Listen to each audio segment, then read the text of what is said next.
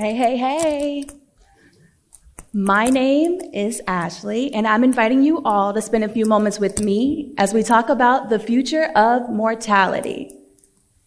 Almost everyone here has a digital life, but have you ever considered your digital afterlife? I'll give you a second to think about it because I know the topic sounds like out of there, but the digital afterlife affects nearly all of us. When you die, which we all will, cat's out of the bag, what would you like to happen to your digital assets? Like social media, cryptocurrency wallets, and even email accounts. This is one of the questions that I ask when I'm meeting with families during a consultation. Case in point, when I die, I would like my digital footprint to live on. I have even appointed someone to be my digital executor because I want to protect my digital belongings like my physical belongings. My epic Beyonce concert photos must be immortalized. And I know that my guap coins will one day be as big as Bitcoin. Now, I'm not saying to go to the extreme like that one Black Mirror episode where they use artificial intelligence to recreate a life-size robotic replica of the deceased person, but I wouldn't mind if my loved ones stopped by my social media page to wish me a happy birthday on my birthday after I have died because it's still my birthday. And although that physical presence may be gone, a virtual presence can help my grieving loved ones see how the events of the past can still hold value and meaning in the present. To contemplate death, one must realize that life must come to an end. And that can be scary. I, my friends, am a death doula who operates with the attitude of gratitude. I am a part of a social and philosophical movement that encourages people to speak openly about death, dying, and everything in between. This movement has been coined death positive, as it seeks to eliminate the silence around death-related topics, decrease anxiety, and dismantle the foundation of racism, inequality, and social marginalization at the end of life. All right, so I'm scanning the room right now. I'm looking at your faces. Let me guess your first two questions. 1, what in the world is a death doula? I promise you it's not something millennials made up. Actually, in many cultures throughout history, mental, spiritual, and emotional support have been a fundamental part of the transition to death. As end-of-life doulas, we are trained professionals who provide holistic, non-medical services to individuals and their loved ones during transformative life changes. Death doulas are not competitors with hospice, hospitals, or funeral homes. Rather, complement by adding additional support and community resources. We step into areas where families and agencies may need assistance, like advanced care planning, companionship to the dying, respite care, and even grief support. Because ultimately, we want families and communities to normalize talking about end of life. All right, so let me guess your second question. What in the world led me to become a death doula?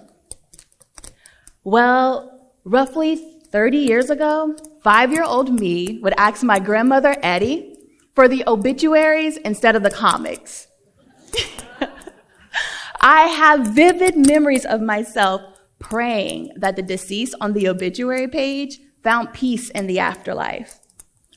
Not one time did my grandmother judge or condemn me for my path into death care. As a matter of fact, my grandmother's last gift that she left my family in the physical realm was having her funeral arrangements in place.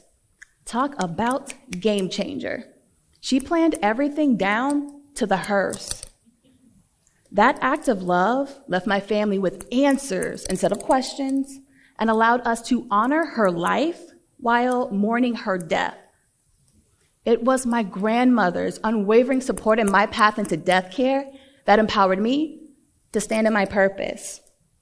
So when my childhood friend was diagnosed with stage 4 colon cancer at the age of 27, you heard me correctly, the age of 27, I felt confident being by her side to help navigate those difficult conversations.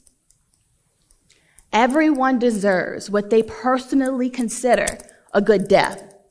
And families like hers, yours, and mine need proper closure.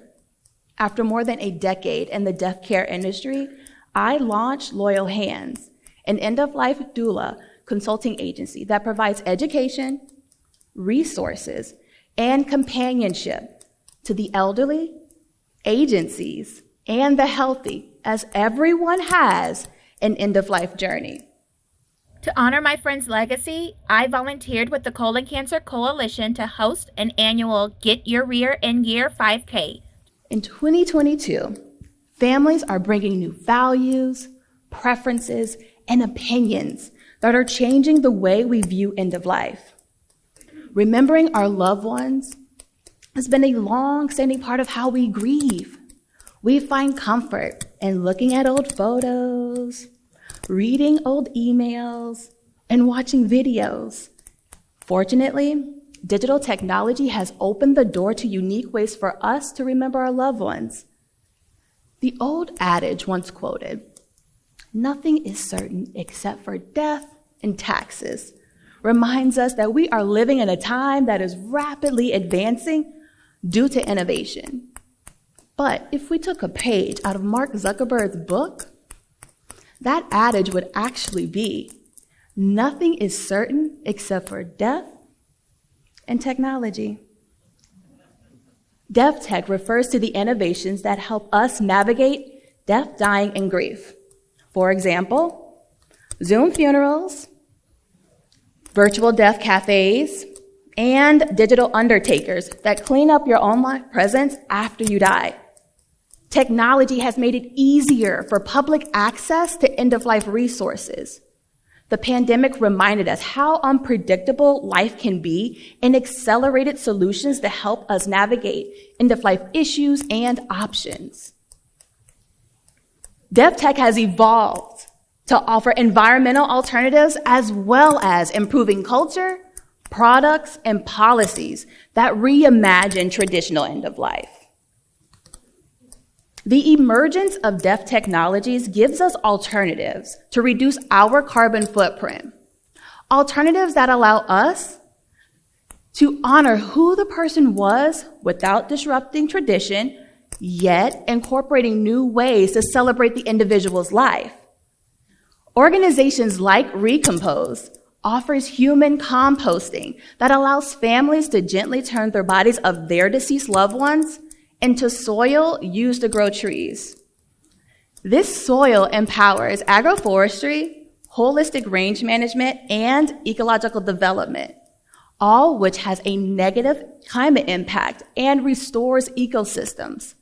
The process takes roughly 4 to 6 weeks and is legal in Washington, Colorado, and Oregon.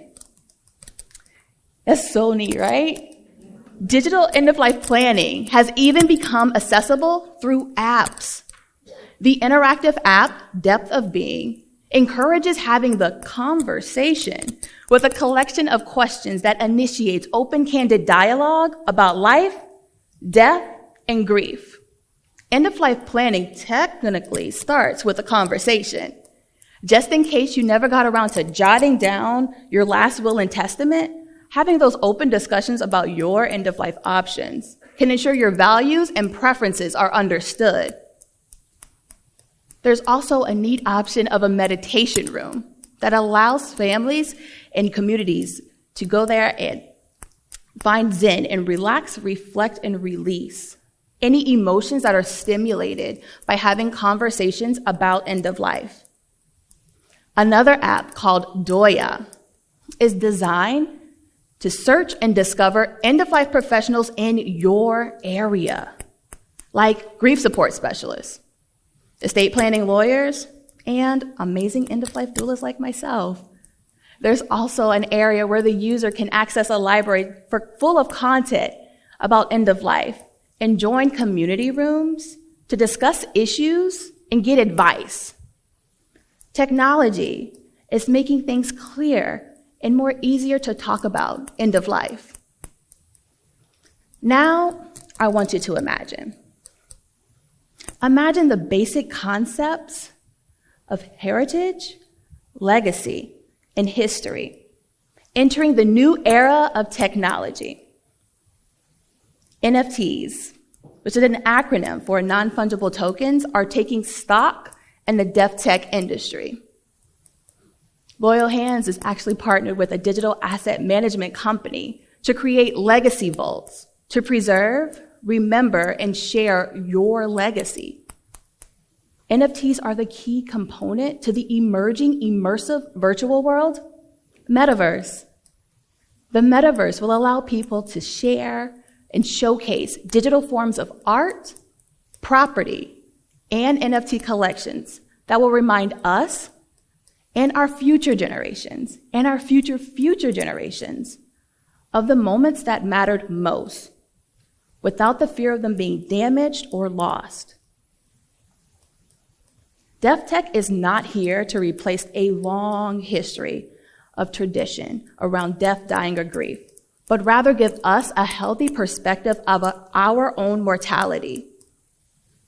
Advanced technologies is making resources more universal so everyone can have their own personalized end-of-life experience. Let's face it, no amount of technology is going to ease the pain of losing someone that you love. It's not. But having environmental-friendly apps and environmental-friendly funerals can ease the stress, confusion, and grief before and after death occurs. The way to keep someone in our hearts and minds is by sharing their story. Deaf tech allows the living to honor the memory of the dead so the dead can live on through the memory of the living. Now, ask yourself, what would you like to happen to your digital assets when you die? Thank you.